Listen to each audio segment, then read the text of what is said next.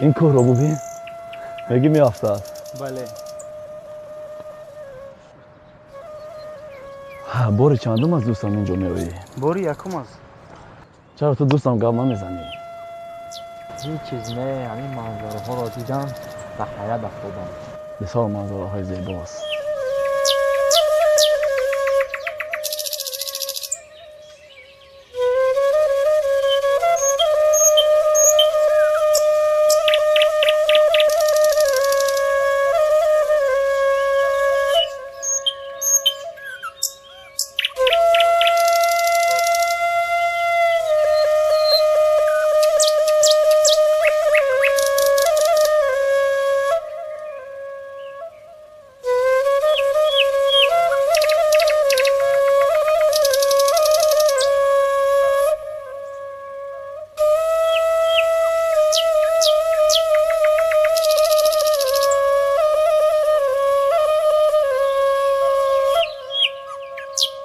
دوستانم چه منظره زیبا است. با ما میدونید یک سه دختر نمیرسد.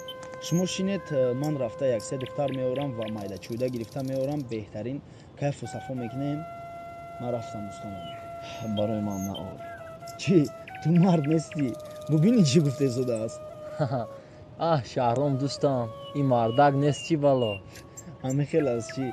خب با تو لازم نباشه رفته دوتا میارم. چی گفتی دوستم؟ راضی هستی؟ بله دوستم، خیز رفته بیار، این کیف صفا را از کجا میدونه؟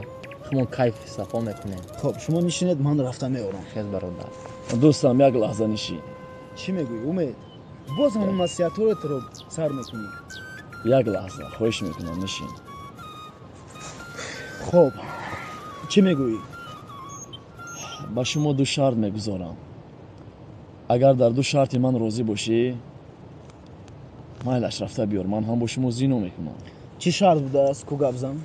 شرط اول این است که رو بیار دختر، در جای زنا کن که زمین خدا نباشد. شرط دوم این است بیار در جای زنا کن که الله تو را نبیند.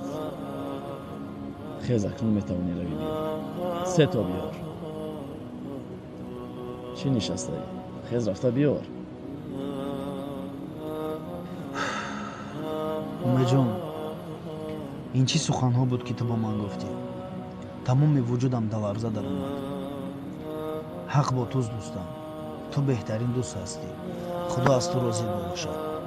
من رو ببخش. این چی سخنها بود؟ جواب دادنش دشوار. خداوند ما را هدایت کند امید جان. بله دوستم، ما رو ببخش. خدا از تو راضی باشد. خوشا به حالتون که در جوانی فهمیده و توبه کردین. در جوانی توبه کردن نشأه پیامبری است.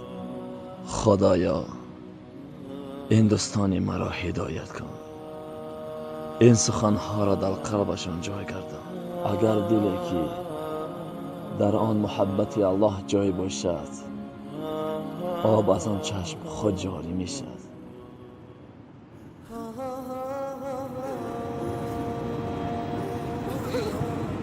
خب دوستی عزیز، از او رحمت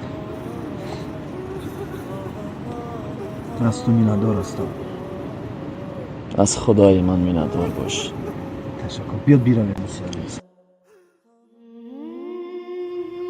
دوست آن را نمیگویند که برادر خود را به کاری بد دعوت کند.